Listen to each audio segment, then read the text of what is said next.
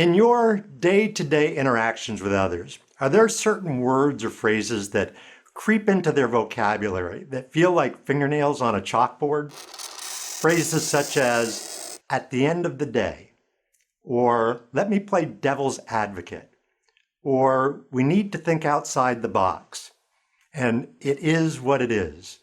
That's just a sampling. I'm sure you can think of additional cringeworthy examples to add to that list.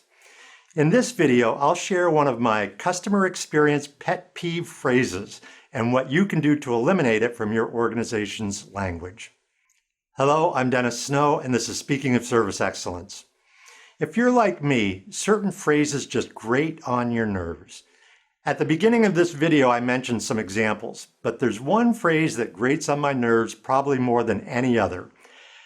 After thanking a service person for something they did, they reply by saying, "No problem."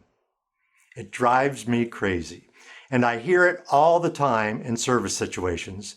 I always want to reply, "I didn't think it was a problem."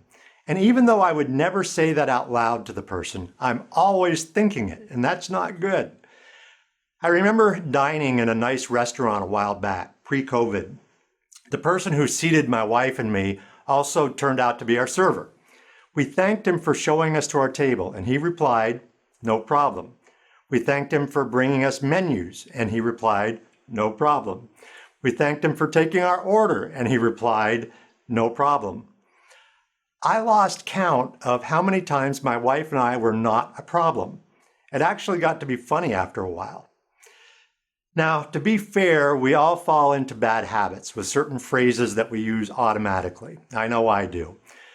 I can't tell you how many times a cab driver dropping me off at the airport says, "Have a nice flight."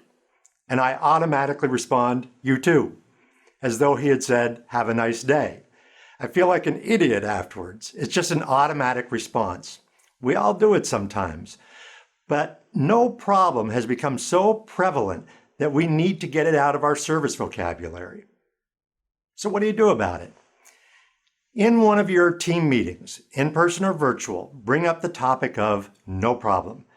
Make the point that serving customers isn't a problem. It's what we're supposed to be doing. It's why our jobs exist. Then have the team brainstorm possible substitute phrases that can be used instead.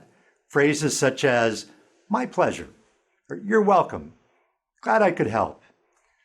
The idea is to raise awareness of the issue and get the team to come up with alternatives.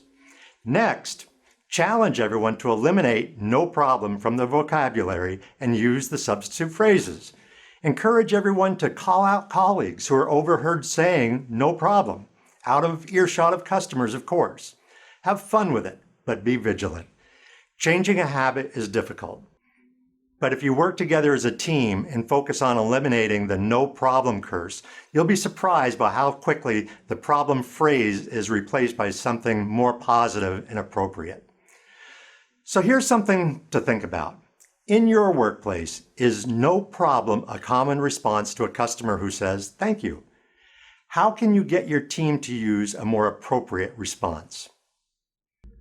I hope you found the ideas in this video to be beneficial.